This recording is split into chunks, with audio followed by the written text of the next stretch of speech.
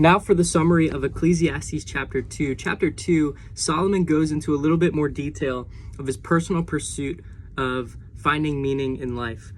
And so in verses 1 through 8, he concludes that pleasure is vanity.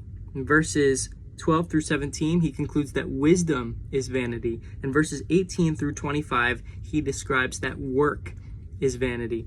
So verses 1 through 8, pleasure is vanity. So Solomon describes all the things he pursued to bring him pleasure. He kept himself from nothing. He didn't keep his eyes from seeing anything he wanted to, or his heart from enjoying anything he wanted to. Here's some of the things Solomon indulged in. He enjoyed wine. He built houses, built gardens and parks. He planted fruit trees. He had personal pools to water his plants. He had slaves, herds, and flocks, silver and gold, more money than anyone else. He had many women and wives, and he surpassed everyone in the time and in all of history in wealth.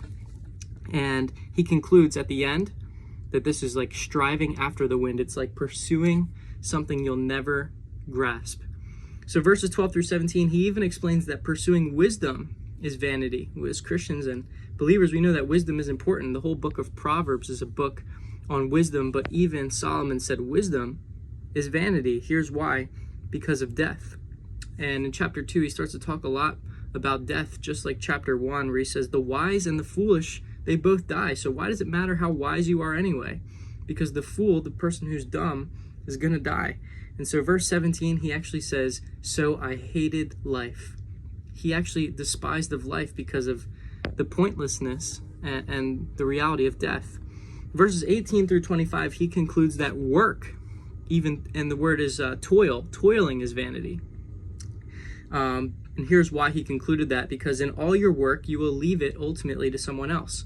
He explains that you could work really hard, but eventually you're going to leave that inheritance for someone else to carry on, and they might not even care that you left that for them. And there's going to be no one that remembers you. You're just going to be a mist that no one cares about. So pleasure's vanity, wisdom's vanity, work is vanity, but he does have a positive conclusion.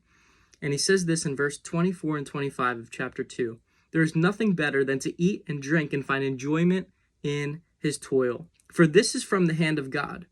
So what he finally concludes is there's actually an enjoyment we can have, realizing that good things are from the hand of God.